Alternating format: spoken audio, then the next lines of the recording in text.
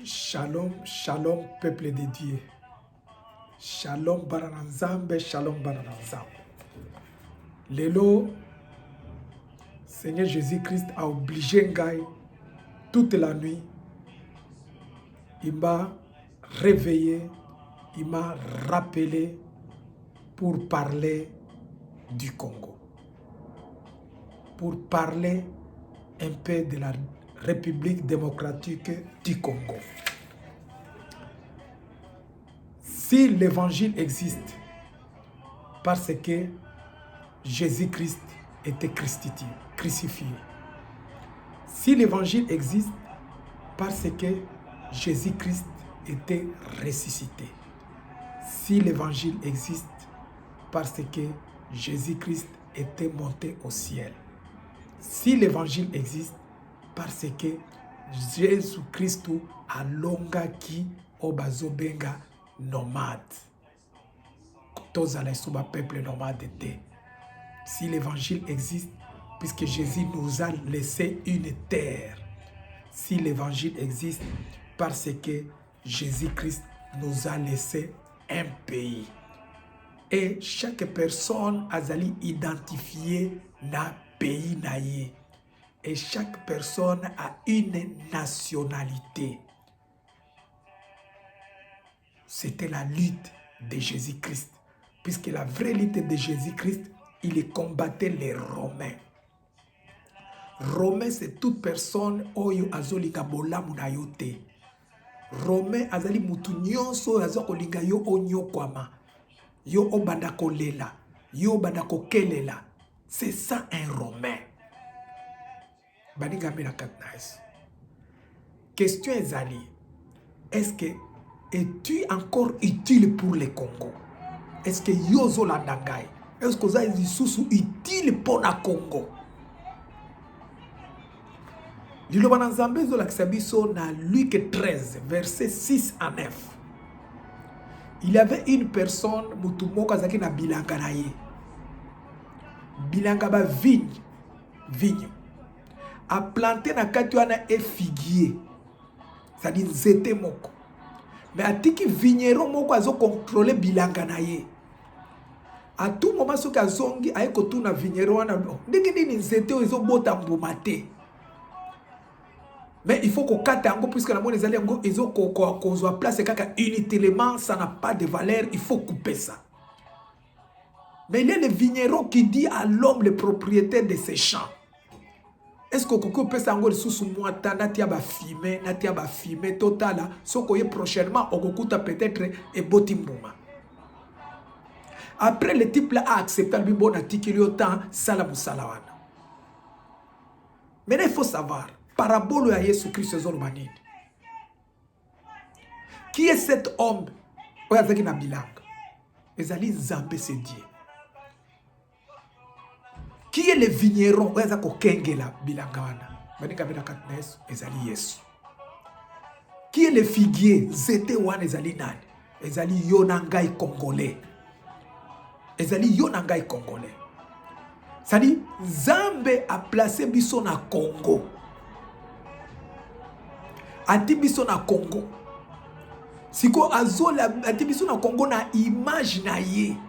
Maintenant la question qui est là, est-ce que ozo ça la volonté na Nzambe? Est-ce que tu es encore utile pour le Congo? Est-ce que tu produis les fruits de l'esprit de Galates 5 verset 22 na Congo? Est-ce que tu vas constater que ozo ça la bolamu na kati ya mboka wana? On Nzambe atikela kiyo. Dans Zambie, les gars qui a bomayo peut-être na 10, na 50 ans, peut-être na 60 ans, peut-être na 5 ans, mais à ce qu'on peut grâce aux continuer comme tu na 60 ans, 80 ans, à zone puisque c'est Jésus-Christ qui est en train d'intervenir, que Kobomana no yete, il peut être utile pour le pays. Ozalaka malade côté l'hôpital est belé. Obeli pese belé ozako bimo autant de fois côté na hôpital autant de fois na ba poto ba traiter yo makambo nyoso mais Nzambe azaka kobiki so pona nini Jésus est en train d'intervenir alobi tika na noé akosala bolamu pona ba peuple. Tandis Jésus continue à intervenir. dans le but on m'y repentir otika kosala mabe baninga mina katna yesu. L'homme est identifié par sa terre. L'homme est identifié par son pays. Si je suis évangéliste aujourd'hui, puisque j'ai une identité, à part identité spirituelle, que je suis chrétien, j'ai une identité nationale, je suis congolais. Osée 4, verset 6. Mon peuple est péri, détruit et détourné par manque de connaissances. Est-ce que verset où ils sont utiles à kotangisa yango ou bien à prêcher yango na Congo, na zone du matin? Puisqu'au Congo, les gens ont la connaissance. Mais bango moko balingi vi wana bazana yango, ils acceptent ça. Baza kolinga souffrance wana ezali. Baza kolinga ba maladie wana ba oppression wana bazo linga yango. Baza kolinga ba manipulation politique, ils acceptent. Osée 4 verset 6. Puisque comme on a pasteur azoteka bilamba ya basi na kati ya église à $10 avant prédication, pe bato bazo sombe. Pasteur a eu désinfectant, azotia na maboko alobi comme désinfectant spirituel, bato pe bazo pesa mbongo. Pasteur ati mai na tono, akoti na kati azo sukola sang elamba, après azo zo kopa azo pesa bato baza ko mela yango au Congo. Et les gens viennent pe bazo mela yango. Makambo corona ya wa passer ba kuma kosenga mbongo na ba dim na ba M-Pesa na ba Orange na ba transfert ba tu peux bazo ko pesa mbongo. Beaucoup de mon peuple périt par manque de connaissances. Bah yé bien qu'ils sont en train de les exploiter. Baninga mina katnaes les Congolais. Pasteur aza kolobaki mwana na la milimo mabe. Moi si au mobile azali mobile na hote apanzi bango mais soko tali bien na kati ya moki na kati ya spiritualité soki nzambe a relevé le eloko. Il a le même, tu as le même pouvoir à kolongolango mais à kolongolango atiki kaka na ko dénoncer. Dozo mwana tina ba divorce mingi na Congo. Tina ba enfant pays ba enfant abandonné na Congo, ba chegebele na Congo, c'est à cause de ça. Baninga mina katna Yesu. Soko tali na ndenge ya justice, okoki ko funda mutu wana ko selo likambo wana ke yoza na milimo mabe alingi kolongola ngote, babenga ngo imputation calomnieuse. Tu peux aller l'accuser en justice, on peut l'arrêter ce pasteur, on peut la poursuivre et l'arrêter. Mon peuple est détruit par manque de connaissances. Osée 4, verset 6. Les Congolais sont détruits par manque de connaissances. Je ne crois pas. Ils ont la connaissance et ils acceptent. Baninga mena katnaes. Na Kisasa yango kaka moko, nous avons plus ou moins 18 000 églises de réveil. Ce qu'on dit a moyenne de 4 pasteurs par église, c'est-à-dire 72 000 pasteurs. Mais les gens n'ont pas une croissance spirituelle. Les gens n'ont pas une croissance morale. Les gens n'ont pas une richesse matérielle sauf le pasteur. Au bazar qui utiliser l'obanamanzambe abusivement pour leurs intérêts. Peu battre que des cas d'église. Les lots et comme na Congo, ba panzi siko na Congo et comme deux cas église de réveil. Église Sonic Futa et église Kankenza. Elle Kankenza. Tala lo lengi bazoke siko ba tiki bana na nzambe ndenge wana. Maintenant les gens là ont compris, peu besoin de comprendre ango, peu besoin de continuer kana bango. Ils sont là pour leurs intérêts. Dieu les a déjà abandonnés. Baninga mena katnaes. Pour nous ça la élection au Congo, bazan besoin société civile. Société civile ils allaient de ba sali ensemble de bazoko bimisa ba to ba kozala ba chef à Seni.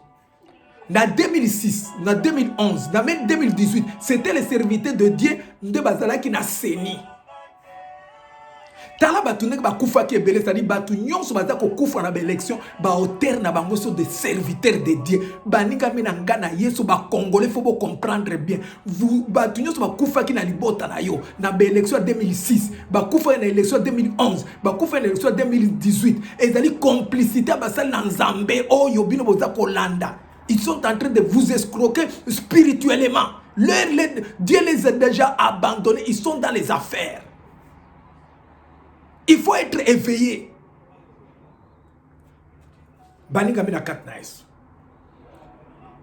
Un chrétien, c'est celui qui ne cache pas son identité. Ou bien tu fais le christianisme en Christ, ou bien christianisme de l'église. Il y a une grande différence. Il faut être chrétien de Christ, pas chrétien de l'église. Un chrétien vit dans la vérité. Même dans un pays au Congo, il faut que la position ou bien tu es pour le peuple, tu dis Dieu, ou bien tu n'es pas pour le peuple, tu es pour le Satan. Pour tout le Congo, azali Satan. Même les journalistes. Parce que nous avons une terre, c'est pour laquelle nous sommes congolais. Même les journalistes, il y a d'autres journalistes qui n'ont pas de position. Azali côté ni nezoye banate, ni chaud ni froid. Balobi et l'eau quand dengue ne faut qu'on kata yango. Ce sont des journalistes inutiles. Par exemple, Elésier. Par exemple, Moukebaï. Par exemple, Bosembe. Par exemple, Vijay Simanga. Talaba propos bazako bimisa ou un problème à milieu. Ils n'ont pas même la base historique de cette situation. Bazolo pesa bango après on aura la paix, paix ali mosika puisque vous ne connaissez pas l'histoire du Congo. Il faut demander aux gens oh yo ba botama liboso na bino, oh pe batanga histoire. Tout ça vous n'avez pas de position puisque vous voulez plaire à un individu. Pe biloko bozo sala on biloko moko éphémère, ezali biloko moko présent. Batu musu batana ba agenda moko basi ba préparer na ba année. Mon peuple périt par manque de connaissances. Les politiciens sont en train de vendre le Congo pour les miettes. Ba opeso mbongo amuke mbongo na omo ozo teka à venir en mboka. Si tu es congolais ezali politicien puisque mabelo na Congo ezali intact. Les lots batona bazo koso baza ba étranger. Mukolo bango bakozwa mboka wana soko kei kuna jamais bakopeso fonction za na yango. Ozo mikosa jamais okosala pa na bango. Ils vont t'utiliser seulement comme un tremplin. Après bakotika yo. Mon peuple périt par manque de connaissances. Tu as la terre. Pourquoi tu ne raisonnes pas que tu as les enfants, que l'avenir de tes enfants? Soko que dans l'église puisque le Congo est là. Quand tu pries puisque le pays est là.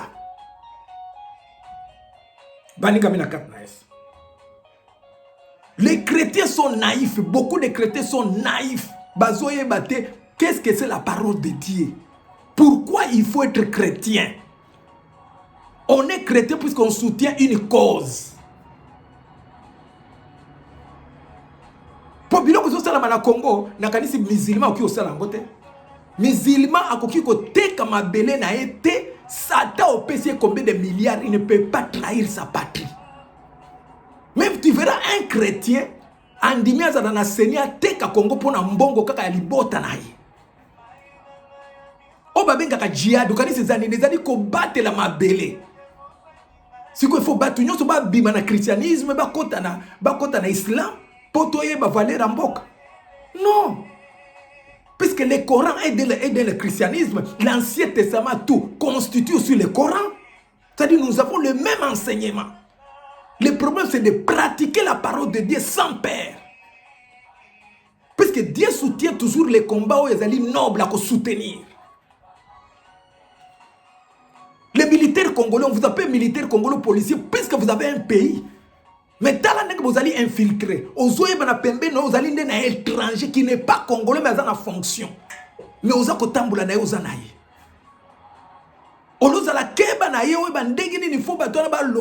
Si les changements tardent à venir, c'est à cause de ces gens qu'ils ont infiltrés, même dans l'armée, même dans la sécurité, même dans l'économie, même dans la politique.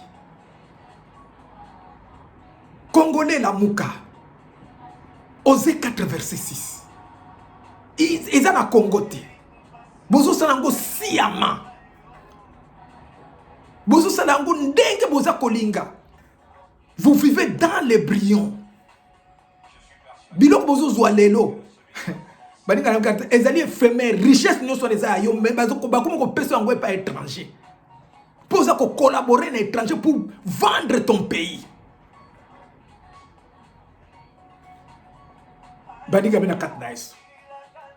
On vous a appelé pour une marche à intégrité territoriale.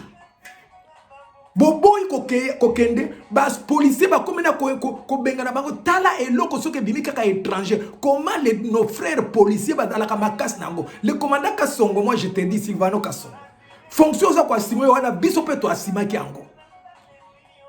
Biso pe to asima ki fonction zo asima. Tu n'es pas le premier d'être commandant à ville. Biso nyo sotoza ba commandant à ville. Ça dit après yo mutu musupe okikoya. Il faut que le Congo là t'appartient. Bapayo bazo peso ba ordre parallèle, ils quitteront le pays. Pour na ko siri sa ba population sur Congo pour bango baza la majorité tinanine ekosimbate. Il y aura toujours un enfant qui va s'élever.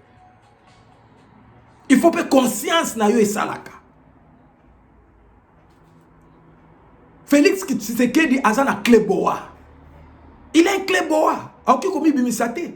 Pour eloko alingaki wana ezelo komi ko trahison moko. Tina Mabele.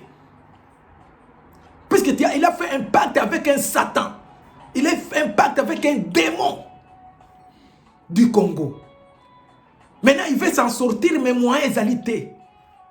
Première obligation, c'est ma milembo. Tananengaki na Londres, kolobake milembo, les Benemoulengs sont des Congolais. Sans base historique.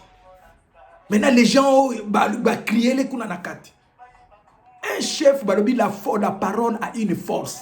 La vie et la mort appartiennent à la langue. Il faut qu'on ait un étant par exemple le président de la République. Il ne faut pas parler pour parler. Mouzé Laurent Désiré Kabila Koufa qui pour nani, puisqu'il a compris ça qui pacte na batouane et comme on a réalité sur le terrain. Il veut maintenant changer, mais il fallait attirer la structure, nous sommes ensemble sur place, mais il était allé en précipitation. Et les gens qui l'ont tué sont au Congo, qui ont comploté pour sa mort. Bazali Wanpe Bozo Sala na Bango. Ces gens étaient déjà au bout de quitter le pays, mais Félix, tu as fait coalition avec eux. C'est-à-dire tu as encore retardé les combats. Tu as encore retardé l'évangile. On ne peut pas continuer à prêcher les gens la prospérité au moment où on a la prospérité au pays. On ne peut pas continuer à prêcher les gens au moment où on a du travail. On ne peut pas prêcher des gens, quelqu'un, Zambaba te dans la santé, madame, au moment où tu as un biloko, nyon, ça peut pas continuer à hôpital.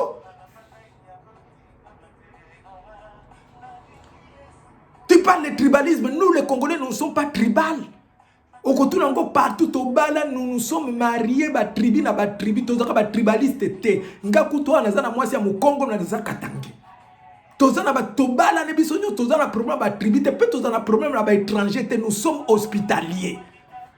Tous ces maloba ya banguna na bazo tia na kati ya yo Félix. Maloba banguna na bazo tia na kati ya petit certains politiciens cupides. De baza kotia biloko wana bazo tia bino maloba na tribalisme po bazo djembe la na eloko wana. Nous ne sommes pas tribal.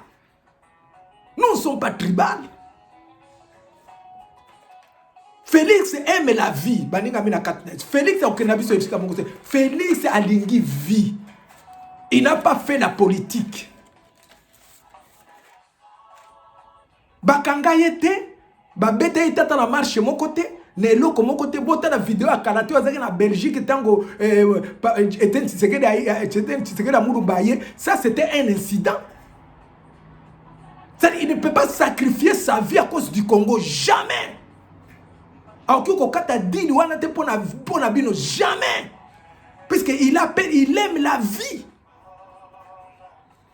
Il aime la vie. Mais biso to monaka malheur monsieur ko vous bien peut-être ne bati wana conscience zo ele malheur Laurent Désiré Kabila conscience est là qui est na bukonzi. Si Dieu prête vie à Félix, conscience est là a changé. Il peut donner un mot d'ordre de Makambo peut changer. Peut accoucher une histoire à Congo dans le bon sens. Au lieu de jouir de pouvoir, il faut savoir marquer les notes de votre histoire dans le Congo dans le bon sens. Les Congolais ne sont pas tribalistes. Bito vivant na ba Rwandais depuis kala. So ke na Rwanda omona ba Congolais baza na nationalité rwandaise. Bazali wana bazo vivre na bango. Mingi ba Congolais pe ba bota na bango. On n'a pas de problème avec eux. Nous ne sommes pas xénophobes. To vivre na bango nyo so bien des Ougandais tout ça. Banani yo ba zombo ko tout ça bango depuis longtemps pe to bala na bango. On n'a pas de problème. Tu es Kassaï, tu es qui tozala kanabilo konate. Nous tozala moko, quel que soit 450 tribus tozalango, nous avons une seule identité, c'est le Congo. Oh, ils ont réunir biso. Même attends na poto tozali soki matanga ezali, ataza muluba, ataza muto abandu toki pakata zaka Congolais biso so tokendaka. Pourquoi tolobaka taza muluba na okende teka baluba bakende? Toza un problème de tribalisme te.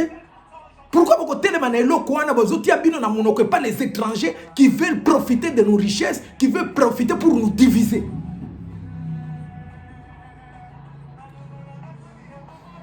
Les cerveaux moteurs d'accomplissement de la balkanisation au Congo, boye des alliés Kanambé.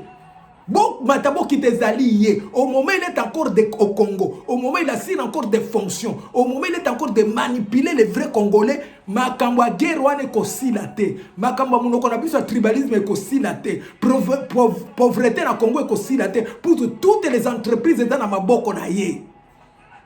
Sécurité c'est bande kone banyamulenge partout. Il faut couper l'hémorragie.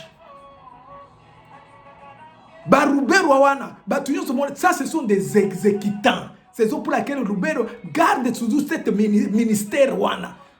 Puisqu'il doit exécuter, c'est au chef na bango azako loba qui est Kanambe.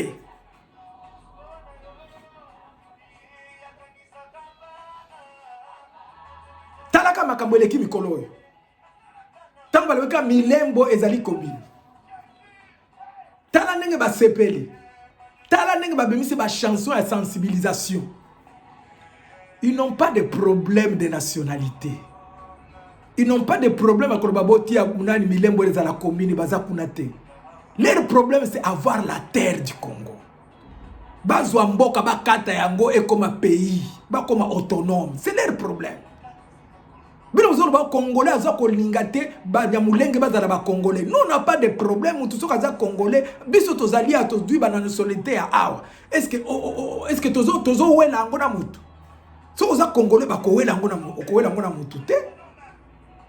Notre problème c'est pas na bango, c'est dans l'intention. On a vite compris na quatre intentions na bango, ils ne veulent pas seulement être Congolais, ils ont l'intention en général cachée pour balkaniser notre pays, pour se rallier na Rwanda. Problème na biso na bango yango wana. Eza problème na nationalité te. To bota na bango, to tanga na bango, to kola na bango, to yeba ni toza pe ba camarades depuis kala. Mais intention na bango ya ba quelques-uns baza na politique. Actuellement ya Kagame bazo linga baza ko influencer bango pour ba kata mboka na biso. Problème na bango toza na bango. Nous on n'a pas de problème avec des Rwandais. C'est leurs intentions qui incitent les gens Yako Inabango. Osée 4, verset 6. Mon peuple périt, détruit, détourné par manque de connaissances. Osa Congolais pour ma belle Zali. Yango nous sommes bazo boma batukuna na est bazo kata mitu bakati mitu babwaki bakati mitu babwa pona pobozo ba prevete bango kuna na Rwanda génocide na bango soit dazonete ba rassembler ba mitu ya batu pete na ya ba Congolais na ya ba Hutu na ya ba Burundais na ya ba Kenya nyonso ba rassembler belé bati yango kuna batu batala kango popo pesa ka bango mbongo et pas na bino baza ko boma bino bakati mitu babwaki puisque bazo tuna bino preve za wapi batu yango bakufaki wapi pobozo na ba mitu ya ko exposer te.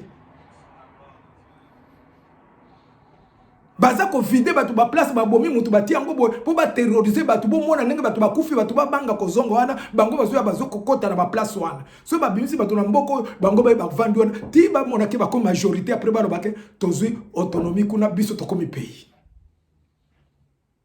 Osée 4 verset 6. Baninga mena 4 na eso. Peuple congolais. Réveillez-nous. Réveillons-nous, peuple congolais, to lamuka. So bazo bengo pasteur, bazo bengo évangéliste, puisque le Congo est là. Puisque tu es un pays. Il n'y a pas un pasteur ou bien serviteur dédié nomade, azate. Kenga naza pasteur nazakanga na mboka te. Nga naza pasteur nazakanga na pays te, azate. Chaque pasteur a son pays. Chaque pasteur a son tribu. Chaque pasteur a sa nationalité. On t'appelle pasteur, on t'appelle évangéliste, à part à part votre qualité de chrétien, mais tu as une qualité de nationalité. Ozana Yango, tu es de tel pays. Moi, je suis congolais, même si je suis évangéliste, je suis d'abord congolais. Il faut battre l'intégrité territoriale en Mboka Nangai. Et je dois les prêcher pour que les adeptes savent que nous avons un pays.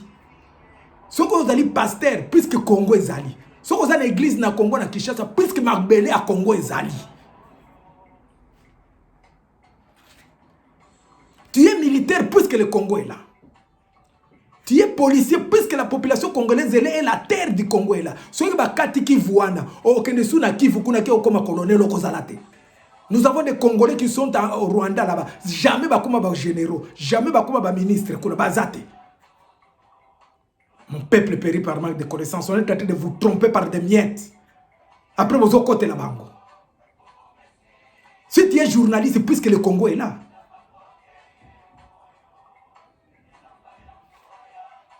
Vous allez député, puisque le Congo est là.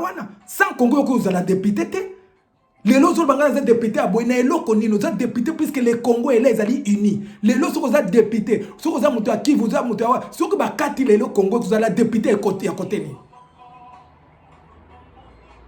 faut savoir défendre ce qui est défendable. Vous avez chef coutumier puisque le Congo est là, la terre est là. Vous avez personne bon à mouké teka bukonzinayo et pas un étranger te donne ça. Après tu vous avez teka mabele nayo. Tu es chef coutumier puisque la terre est là.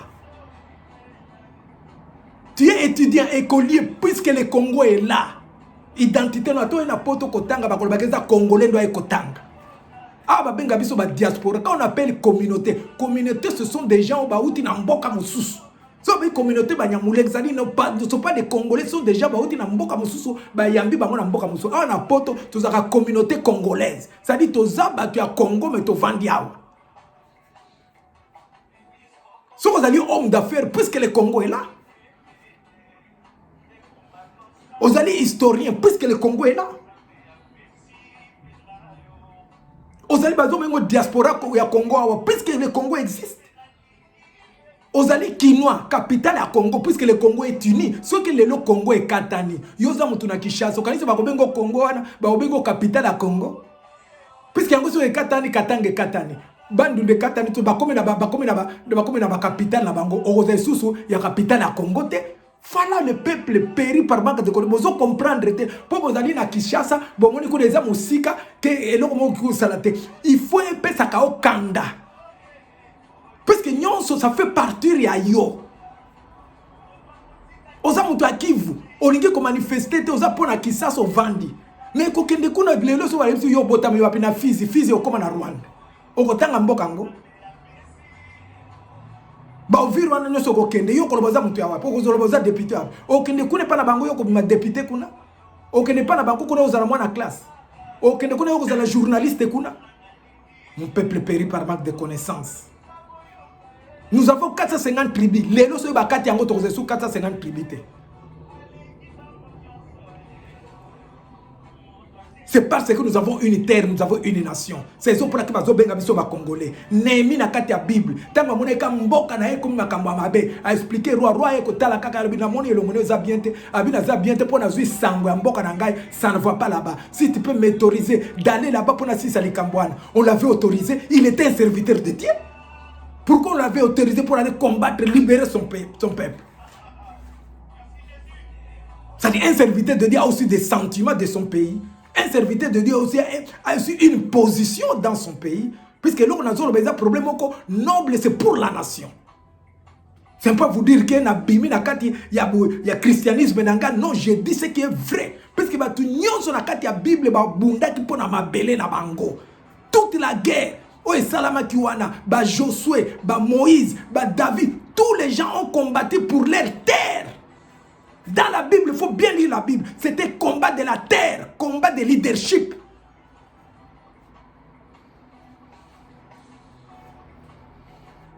Puisque nous avons des parents, nous avons des enfants, nous avons des hommes, des femmes dans le Congo, inutiles, qu'il faut les enlever au Congo. Ils font la honte de notre pays. Ils occupent pour rien la terre du Congo. Veuillez maintenant se poser une question. Ou mi tout la question. Est-ce que ngana za utile pour le Congo? Ngana za utile pour le Congo. Et nous ngana zo sala pour le Congo. Est-ce que ça utile la société? Est-ce que pas Nzambe la za utile? Ce que expliquer bango te bino boya wa to bunda. Bitumbe zalaka bitumbe ensemble te poso ba bomi bino nyonso leadership pepe ekimi. Koza batu ba bunda kana kati ya mboka na batu ba bumaka libanda. Bitumba ya France bazo expliquer bino bien. Charles de Gaulle akendaka na Londres à partir qu'on a préparé ba libérer. Ce que vous faites là-bas, nous sommes contents de ça parce qu'ils ont compris une chose, que la terre est un lieu sacré. Les autres qui sont encore dans les accessoires, ils ont vivre du présent. Ils ont besoin de la vie, ils sont éphémères. Ils ont mbongo kaka mbongo na yo na mutu ayaki sa mbongo. Akomi ko pesa yo, akomi ko zwa ko lenga. Yo professeur de l'université, akomi ko teka mbongo na yo pour le présent. Na Congo wana il y aura d'autres noms. Et que disparaître na Congo wana mokolo Congo ezala libéré. Ba kombo ba tunyo sona tozo yeba. Jamais na bana na bango. La Bible nous dit jusqu'à la 4e génération. Kombo ane koyoka na kalisu te na Congo. Poso ko tangi kanga zaki mwana mututele to vérifier nenga sala ki makambo na collaborer na ba étranger pour détruire notre pays. Jamais tu auras de fonction dans ce pays. Même ministre, même chef de quartier, même caporal okozwangote. Tu vas aller au Rwanda pour aller chercher du boulot. Comme on a peso bako peso yango. Bon, tu n'as pas toyebi bango bien.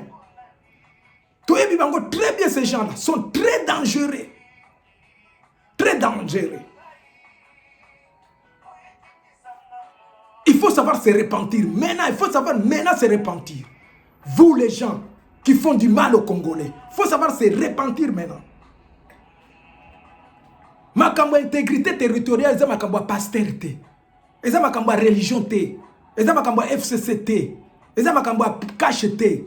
C'est makambo lamuka té. C'est makambo église de réveil té. C'est makambo mokomo. C'est makambo congolais nyonso d'origine. On peut dire mutolo na bakunda na Congo. Congolais nyonso ezoko tala biso nyonso. Na likambo tozo na makambo parti politique té pour na pouvoir. Il faut te défendre Congo.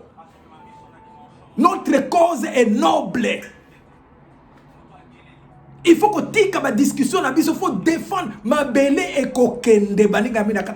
La terre est kokende. Réveillez-vous.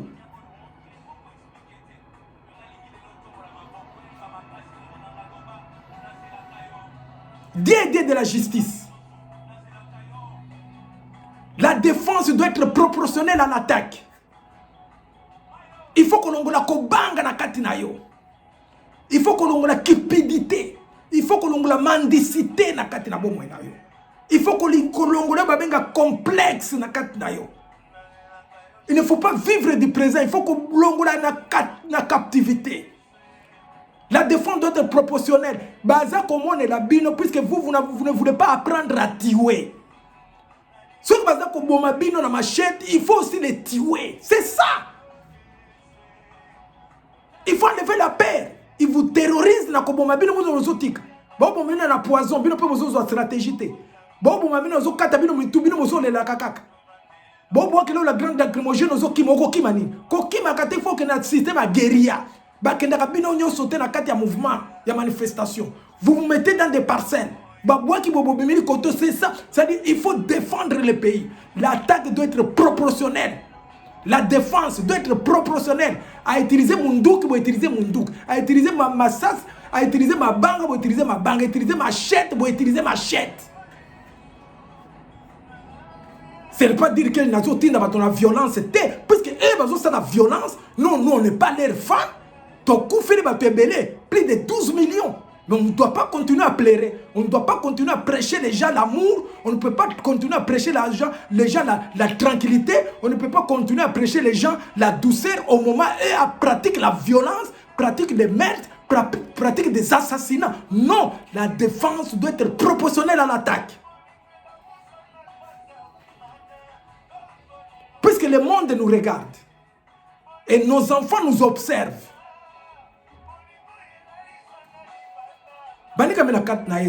Peuple congolais, nous sommes passagers. Nous sommes que poussière. Nous sommes temporains. Nous sommes temporains. Il faut savoir laisser quelque chose, l'histoire. Il faut marquer ton nom dans l'histoire du Congo, dans les bons. Félix, tu dois te ressaisir. Les politiciens congolais, veuillez vous ressaisir. Les serviteurs de Dieu congolais, veuillez vous ressaisir. Botika mamate à pamba pamba, veuillez vous ressaisir. L'ennemi du Congo, c'est l'homme qui ne veut pas que les Congolais mangent. L'ennemi du Congo, c'est l'homme qui ne veut pas que les Congolais aient du travail. L'ennemi du Congolais, c'est l'homme qui ne veut pas que les Congolais soient soins médicaux. L'ennemi du Congolais, c'est l'homme qui ne veut pas le bonheur du Congolais. L'ennemi du Congolais, c'est lui qui est en train de tuer les Congolais. L'ennemi du Congolais, c'est lui qui prend les lois au détriment du peuple congolais, qui adopte des lois au détriment des Congolais. L'ennemi du Congolais, c'est celui qui est au pouvoir pour nuire au peuple congolais. L'ennemi du Congolais, c'est celui qui est en train de piller la richesse du Congolais. L'ennemi du Congolais, c'est celui qui est en train de comploter avec d'autres nations pour balkaniser notre Congo, pour balkaniser notre pays, pour tuer les Congolais. C'est ça l'ennemi du Congolais. Bitumba tozana ngo eza bitumba ya ensemble te eza bitumba individuel soko zui pe mutu na yo na ndenge na yo o lekisi pe mutu na yo yo pe o marquer kombo na yo bato bazo sala biso mabe. Ils nous ont infiltrés dans les institutions, ils nous ont infiltrés dans la religion, ils nous ont infiltrés dans la présidence et l'économie. Bozana bango na kisasa wana. Ceux qui bakinois bazek lokola bato ya Kivu, le Congo s'est déjà libéré. Les Kinois parlent seulement pour parler. Voilà les gens de Kivu. Ils sont toujours debout. Bino babengi ka marche à mouke pour l'unité, l'intégrité territoriale. Tala ba soldat ba policier ba bimisi ba muscle. Ça c'est le problème de prendre le pouvoir. Est-ce qu'on a critiqué Félix? Est-ce qu'on a critiqué un politicien? Nous ne sommes pas de l'amour, on s'en fout avec les politiciens. Mais ça, c'était le problème de l'intégrité territoriale. Les gens sont en train de préparer pour nous prendre le Congo, mais vous rêvez.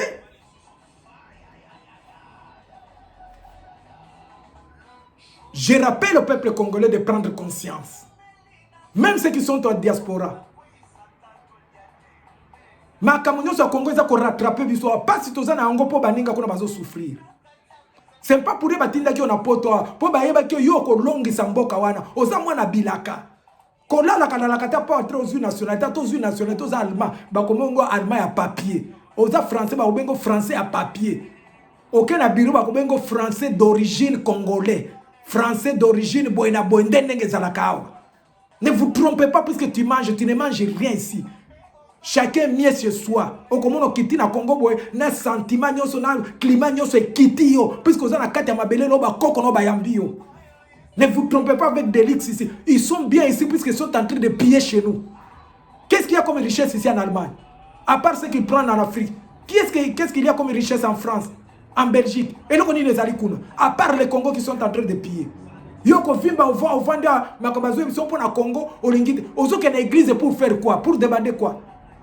Puisque je t'ai donné un bon pays qui a tout. Mais pourquoi tu pleures? Tu me demandes tous les jours la richesse. Et pourtant tu as un pays qui est riche. Tu me demandes du travail. Au moment où tu as tous les outils.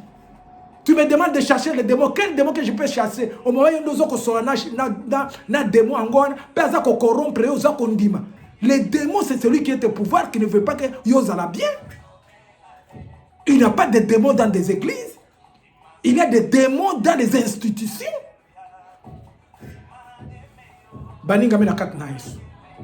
Peuple congolais, réveillez-vous, repentez-vous, repentez-vous.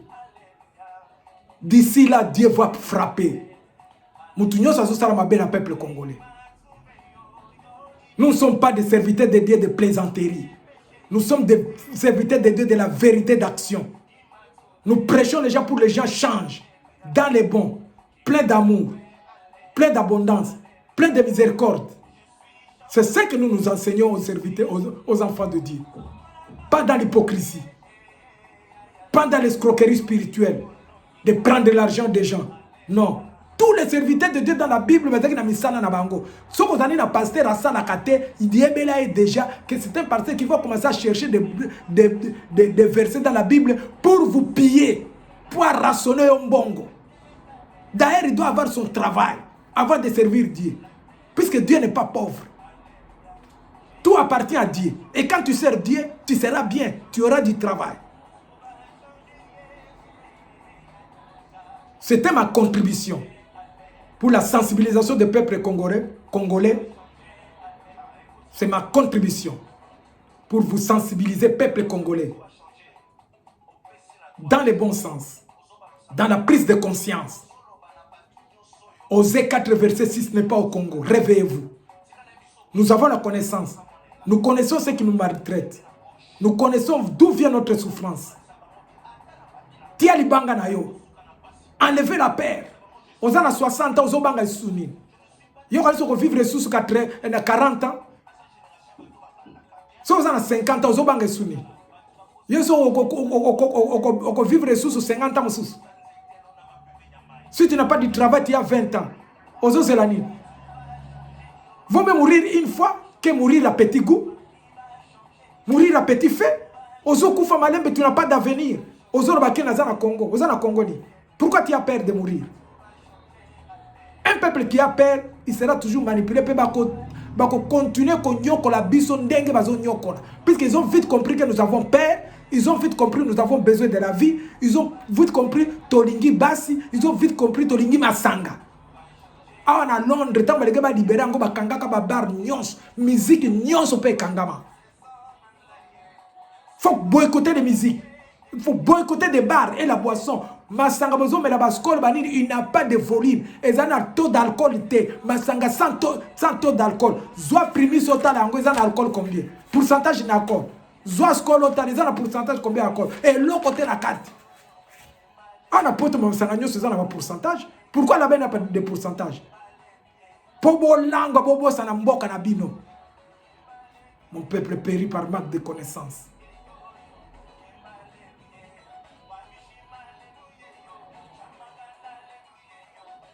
Je ne vous demande pas merci.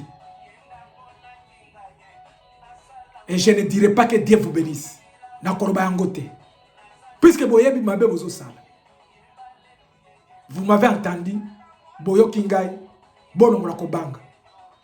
Tobate Lamboka. Dénichez les étrangers. Bon, peu ça va au Congo. Ne prenez plus leur argent. Zong sa conscience.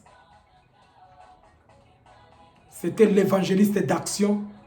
Champion de l'éternel, Marco Ponce Kassongo. Ciao.